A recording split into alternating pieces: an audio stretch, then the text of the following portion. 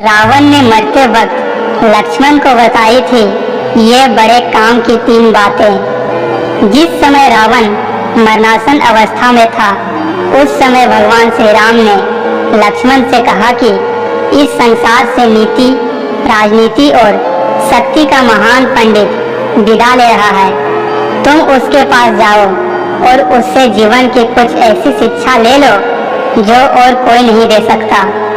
श्री राम की बात मानकर लक्ष्मण मरणासन अवस्था में पड़े रावण के सिर के नजदीक जाकर खड़े हो गए। रावण ने कुछ नहीं कहा।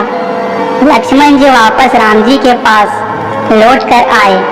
तब भगवान ने कहा कि यदि किसी से ज्ञान प्राप्त करना हो तो उसके चरणों के पास खड़े होना चाहिए, न कि सिर की ओर। यह बात सुनकर लक्ष्मण जाकर इस रावण के पैरों की ओर खड़े हो गए।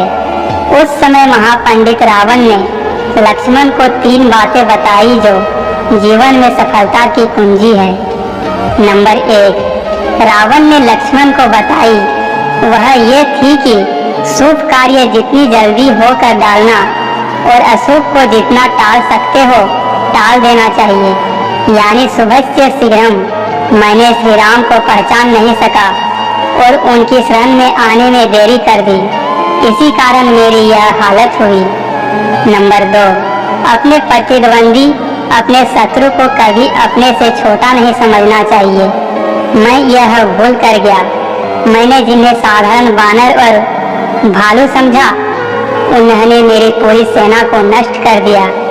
मैंने जब ब्रह्मा जी से अमरता का वरदान मांगा था तब मनुष्य और वानर के अतिरिक्त कोई मेरा वध न कर सके ऐसा कहा था, क्योंकि मैं मनुष्य और वानर को तुच्छ समझता था।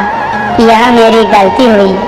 नंबर 3, अपने जीवन का कोई राज हो तो उसे किसी को भी नहीं बताना चाहिए। यहाँ भी मैं चूक गया, क्योंकि विभीषण मेरी मृत्यु का राज जानता था। ये मेरे जीवन की सबसे बड़ी गलती थी। आपको ये कहानी अच्छी लगी तो पेज को फॉलो करना न भूलें। धन्यवाद।